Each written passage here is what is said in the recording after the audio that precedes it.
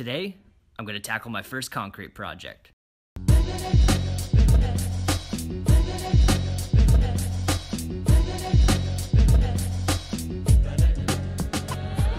maker method to this idea is to create a molding blank entirely of your own if you have the tools. This meant drawing out my hex nut on a scrap 2x6. Next, drilling a large hole with a Forstner bit, cutting out the shape on a miter saw, and sanding down to a final form. And if you do this, you'll want to probably coat the piece in wax or a sealant to avoid that porous nature of wood when you go to cast your molding later on. Now, if you lack the tools to make your own, you can go ahead and just buy one of these huge hex nuts for about 20 bucks. So for molding, I'm using Smooth-On's liquid rubber, and I'll leave a link below if you're interested in the product. Definitely thought the two colors were going to be blue and yellow and make a green color when you mixed them. Not even close.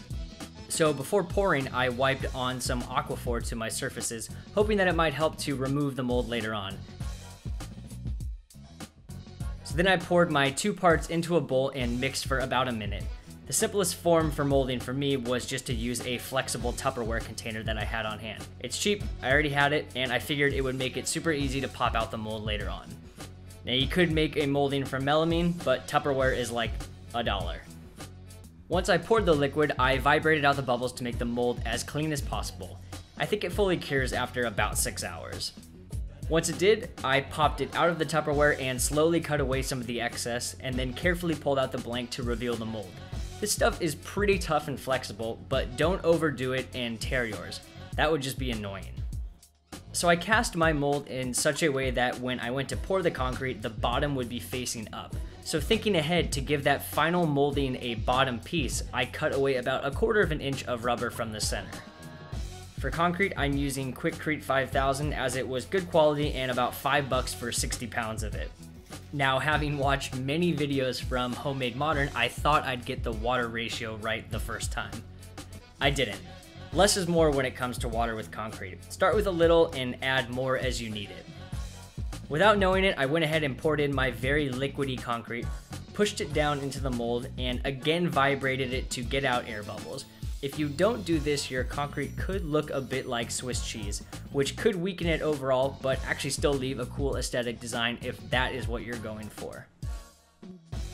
After about 12 hours, I got a little bit too eager and tried to remove my molding, and it crumbled. I think it was both too early to remove it and the mixture was weak due to there being too much water.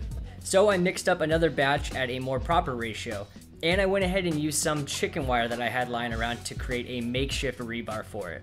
Spoiler, this did work, but I went on to cast many more with a proper concrete water ratio without this rebar, and it held up just fine, so I went ahead and ditched it later on in any of the future moldings that I did. This time I waited 36 hours to pull this one out, but I think 24 is more than enough, and it was a huge success.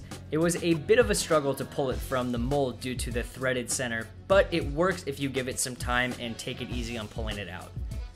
And I was super excited. I went ahead and finished it with some sanding at 120 grit just to smooth things over and get rid of the overspill of concrete from the molding. And then I was ready to put them to use.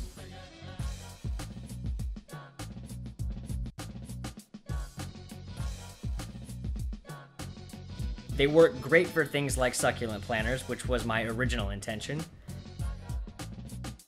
And you can also use them to make your own candle holders. They also work great as bookends. And they're just generally really cool looking in my opinion. And to me, the success of this project represents my love of creating new things infused with a really fun design that represents something everyone in the maker community uses day to day. I really hope you guys enjoyed this video. It was a lot of fun using concrete for the first time. Don't be afraid to like and subscribe for future projects, and as always, thank you so much for watching.